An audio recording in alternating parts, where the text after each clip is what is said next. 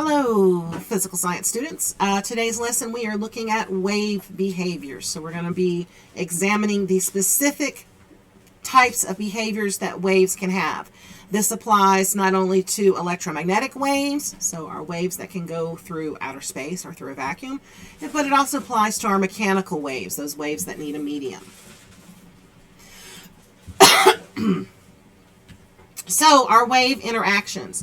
When a wave meets an object or another wave, it has an option. So a wave interaction occurs when a wave passes from one medium to another, when it interacts with another wave, or when it interacts with an object in its path. There are several basic wave interactions: reflection, diffraction, refraction, interference, and resonance. And within resonance, we also have the Doppler effect. So these are all different types of wave interactions. We're going to look at each one in more detail. So reflection, this is probably the one that you are most familiar with. When you look in the mirror, you see your reflection. A reflection occurs when a wave bounces off an object. So in order for reflection to actually occur, the wave must bounce off of the object. You can have a very simple reflection where quite literally you're looking into a mirror, glass, or maybe water, standing water, and you actually see the reflection. But if you have uneven surfaces, that reflection can cause a diffused reflection. Basically, you end up not looking exactly like yourself because the surface isn't flat. So when a wave bounces off of the surface that it cannot pass through, that is known as reflection. And it only occurs when the wave intercounts a surface that is not able to pass through. So this is a cool animation showing a mechanical wave going to the end of the pipe and reflecting back.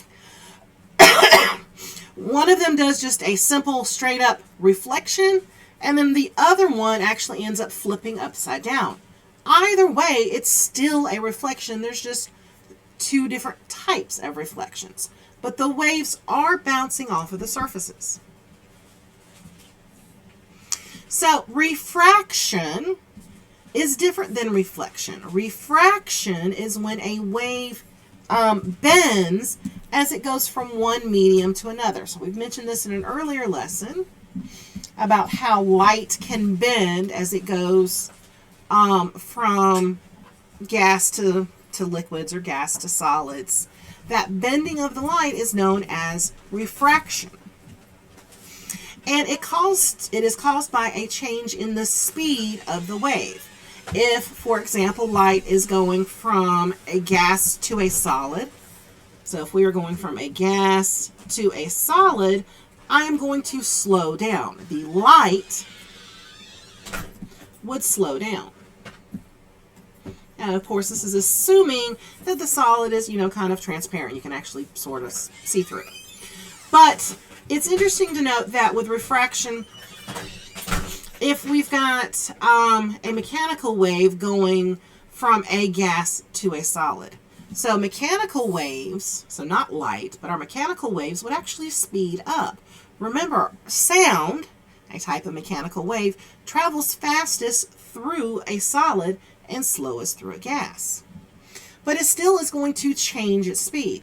Now, when we're talking specifically about light, is the object moves to a more dense medium, it is going to slow down.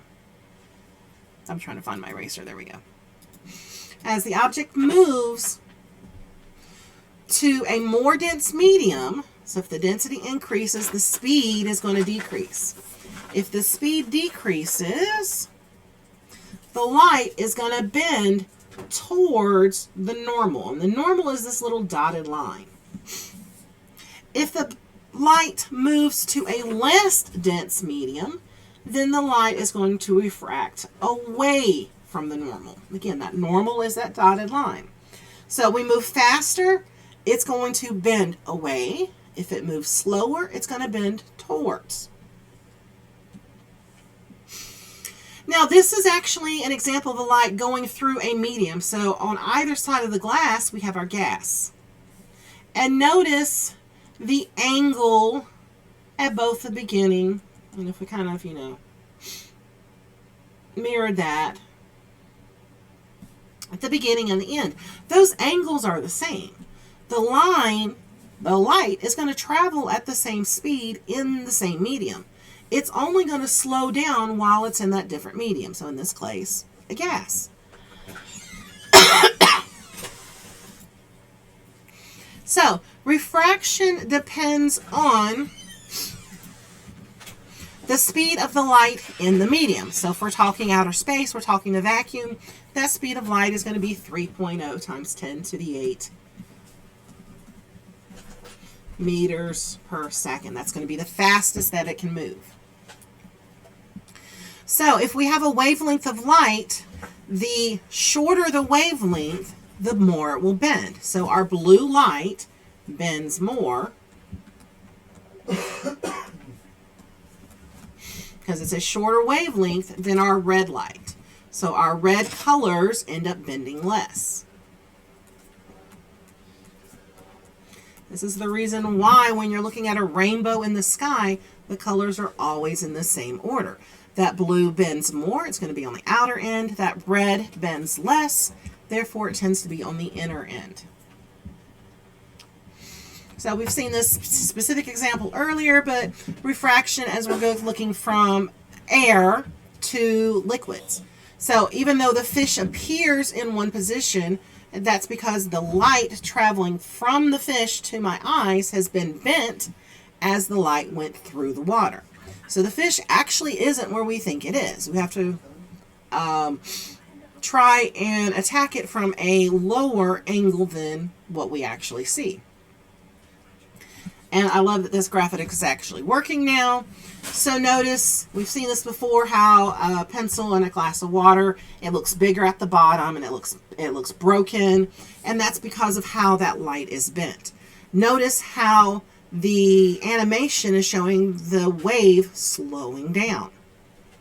So the speed of the wave changes, and it also causes that wave to spread out some. Since it's spreading out, we actually see the pencil as being fatter. It's not, it's just that's the way our eyes observe it because the light is going through the water or the liquid in addition through the air in the glass. So that was reflection and refraction, two types of wave behaviors. Our third type is diffraction. And diffraction involves either an object or a narrow opening. So in this particular illustration, we're looking at a narrow opening.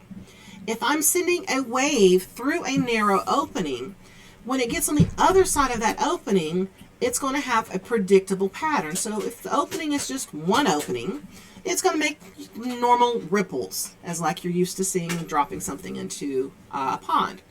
But if there are two slits or two openings or two objects, what ends up happening is you get waves interfering with each other and overlapping. So they can either constructively interfere and get larger or destructively interfere and get smaller. I have an animation a little bit later that actually shows this nice visually what I'm talking about. But diffraction involves bending around an obstacle or an opening. Refraction is bending as it goes through a medium.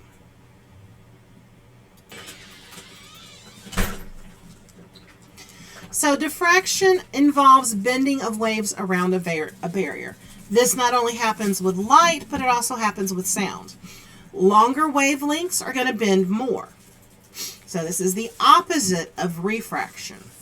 Longer wavelengths bend more, shorter wavelengths bend less. So in the case of light, the color of light that I send through the slit can actually determine the width or the wavelength of the beam on the other side of the slit.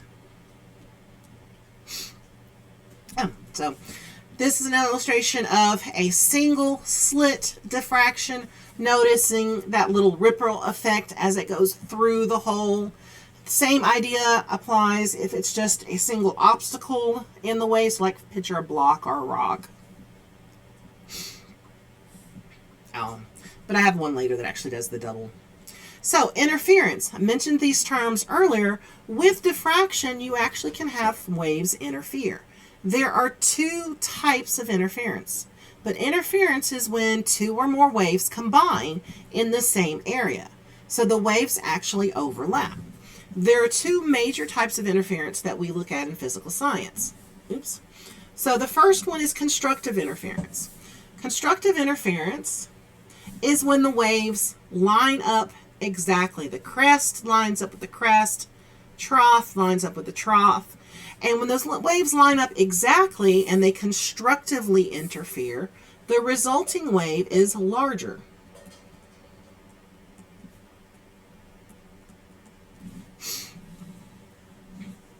Now that's different if the waves don't line up exactly. So if they happen to actually be completely opposite, so crest lining up with trough, crest and trough lining up, they're completely opposite, we get what is called destructive interference.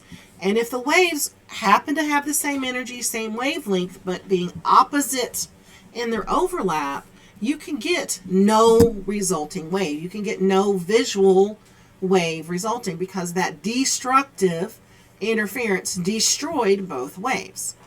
Now, if there's just like a half of an overlap, then you're going to have a destructive interference, but the destructive isn't going to make the wave completely disappear. So it could just get a little bit smaller or a little bit larger. It all depends on the size of the waves and how they actually interfere with each other. Now, when we're talking about interference with light, whenever you have constructive interference, you're going to get a brighter light. Whenever you have destructive interference, you're going to get a dimmer light. So if we actually had two wave sources overlapping, we would see areas where there is no light at all. That would be where the waves destructively overlap. And then we would have really, really, really bright areas where the waves constructively overlap. There we go. Here's my double split. So notice the two slits, we no longer see that ripple effect, but instead we see a band. And we see areas of bright light, which would be my constructive interference. And then we also see areas of dimmer light, or in this case, no light or almost no light, because of destructive interference.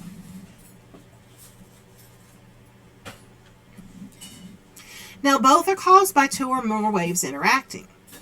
It's just constructive interference combines to make a greater amplitude.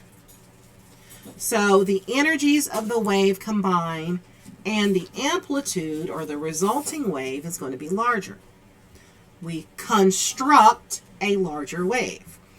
But in destructive interference, the two waves result in a smaller amplitude.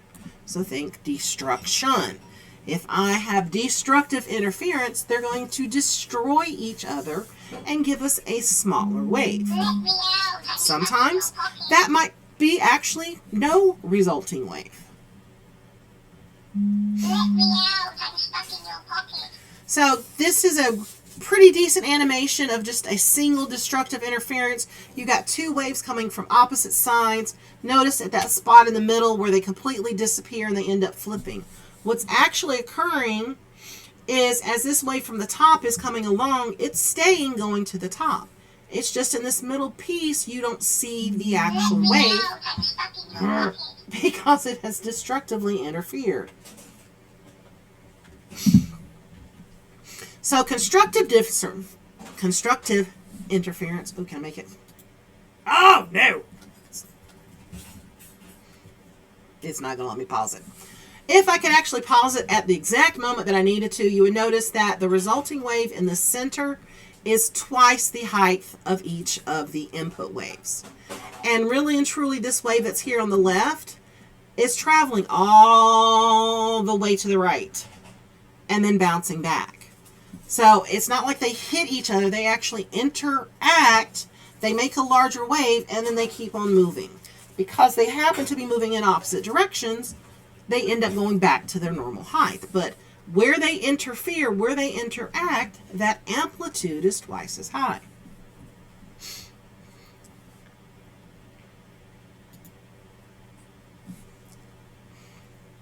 So, though this is not light, you can still relate this to light. This is a water tank. And this is it's not really animation, but this is the video that I love because it's very visual. You can see the constructive and the destructive interferences. So you can see this area where the waves are getting larger. If this was light, it would be a brighter light. But you can see the areas where there is almost no wave. So this region that's just kind of cloudy, shady, gray, there's no waves. There's no ripples there because they have destructively interfered.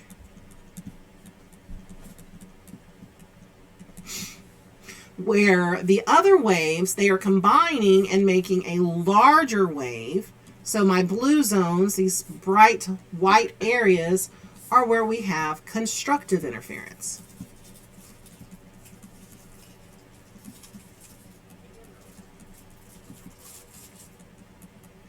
So, and instead of it going through a slit, we have two little nodes making these waves. But the same kind of idea applies to the double slits, the beams of light that we saw earlier. The area where it was really, really bright was where we had constructive. The area where there was no light is where we had destructive.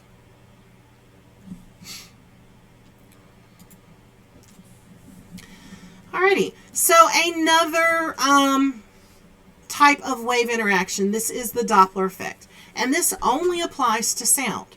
It happens to apply to our perception of a sound that is moving. So if we have a sound that is moving, the tone is going to change depending on whether it's moving towards us or away from us. So as the objects move toward us, if we're the person in front of the sound, what we're going to hear is the sound's going to start to get a higher pitch. It's going to have a higher pitch because of this higher frequency. So high frequency results in a higher pitch. If we happen to be behind the sound, or once the moving sound goes past us, notice that the wavelengths start to spread out and they get further and further and further apart. That's where we have a lower frequency sound and we end up with a lower note.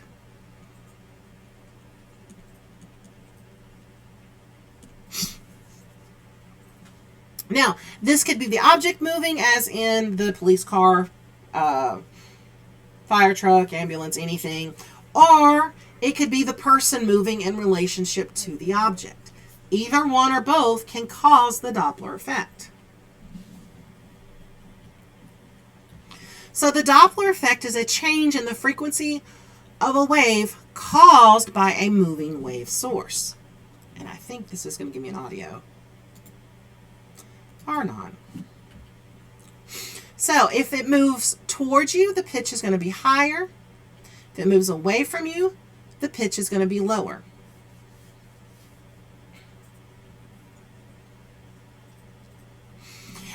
And, oops, that changes as the object's moving. So if I'm standing still and the object's moving, thinking like an ambulance or a fire truck, as it starts coming up to me, the sound's going to go up. But once it passes me, there's a distinct change in how that sound hears, how I hear the sound, and how far apart the wavelengths are. I don't know if it's going to let me. No, it's not going to let me pause it. So I do have an audio of the Doppler effect. Hold on 2 seconds.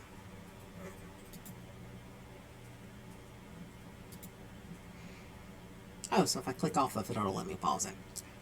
I love technology.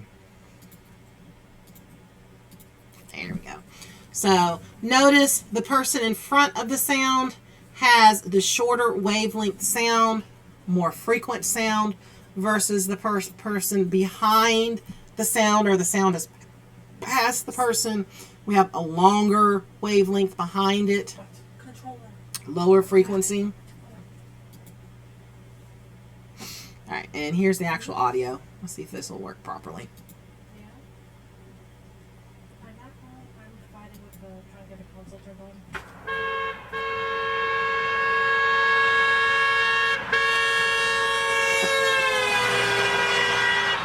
Steady for a second.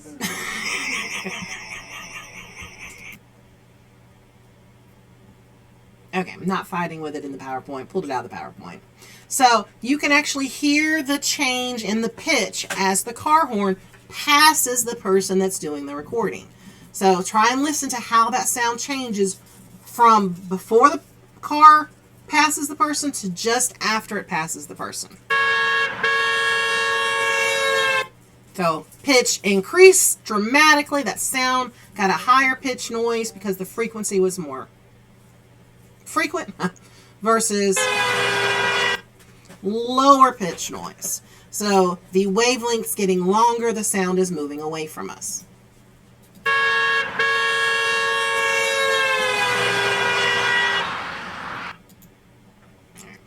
Now, since we're talking about Doppler effect, there is a really interesting thing that occurs when you get objects that happen to be able to move faster than the speed of sound. I've got another video clip here. Or not.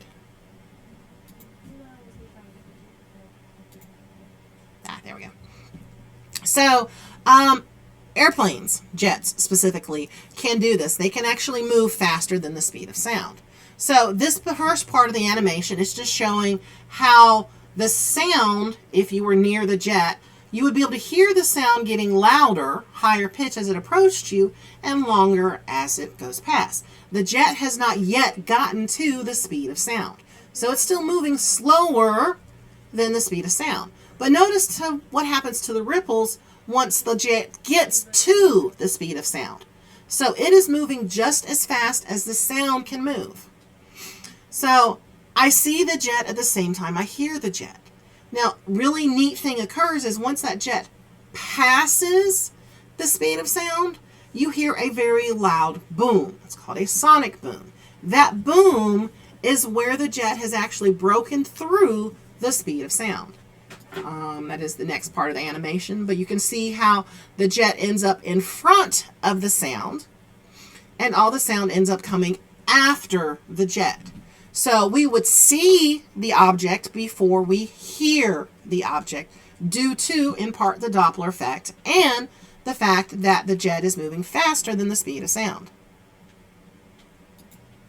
All right, so here's a couple audio clips. Not the best video, but, you know, that's what I can get from YouTube. So you've got the blur on the screen is actually a jet that's approaching the video recorder.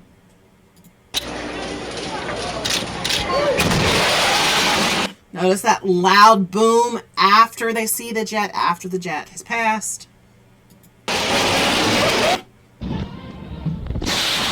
So they didn't hear it approaching. Back up just a smidgen. So they didn't actually hear the jet, even though, trust me, it's making noise. They don't hear it until it's well past them, and that's because of the sonic boom. Those jets were flying faster than the speed of sound.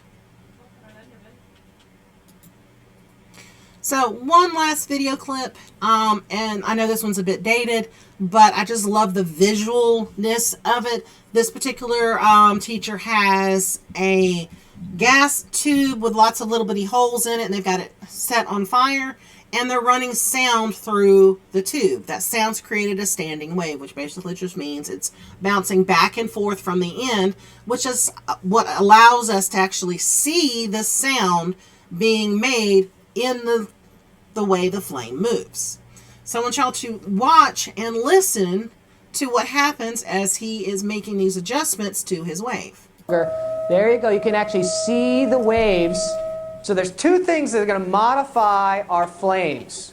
Okay? How loud the sound is will get more compression, all right, and so we'll get higher flames. And the pitch and how high or low sounding the sound will give us more or fewer waves. Higher pitches, more waves. So here we go. We turned it on. We turn up the volume a little bit.